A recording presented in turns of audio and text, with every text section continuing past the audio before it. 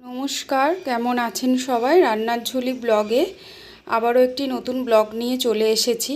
আজকে দেখাবো নতুন একটি রেসিপি। আজকে দেখাবো ফেলে দেওয়া জিনিস দিয়েও খুব সুন্দরভাবে রান্না করা যায়। এগুলো হচ্ছে লাল নোটে শাকের ডাঁটা, যেগুলো অনেক বাড়িতেই আমরা ফেলে দিই বা আমরা নিজেরাও আগে ফেলে দিতাম।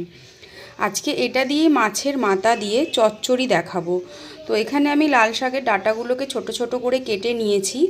আর এখানে নিয়েছি আমি কাতলা মাছের মাথা, আপনারা রুই মাছের মাথা দিয়েও করতে পারেন।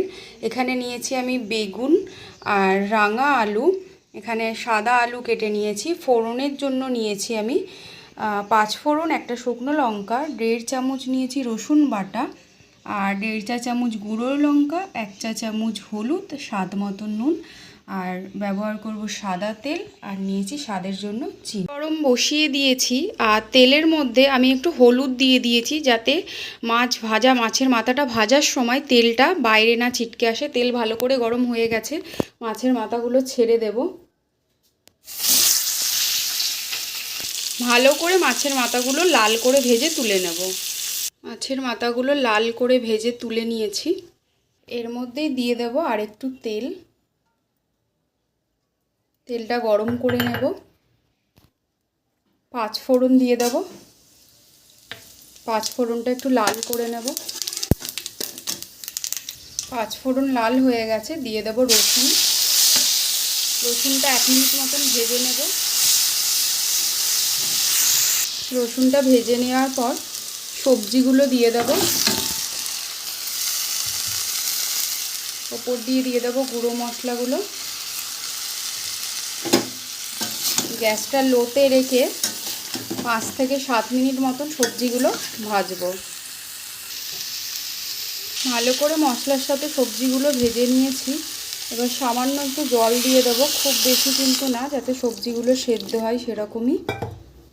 জলটা ভালো করে মিশিয়ে নেব।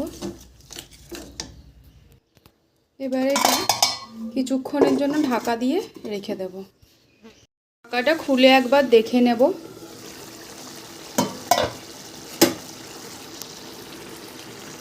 সব সবজি দেখুন ভালো করে সেদ্ধ হয়ে গেছে, জলটাও শুকিয়ে এসেছে। এবার চিনি দিয়ে দেব।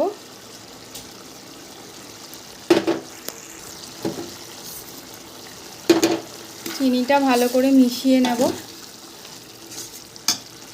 মাছের মাথাগুলো দিয়ে দেব।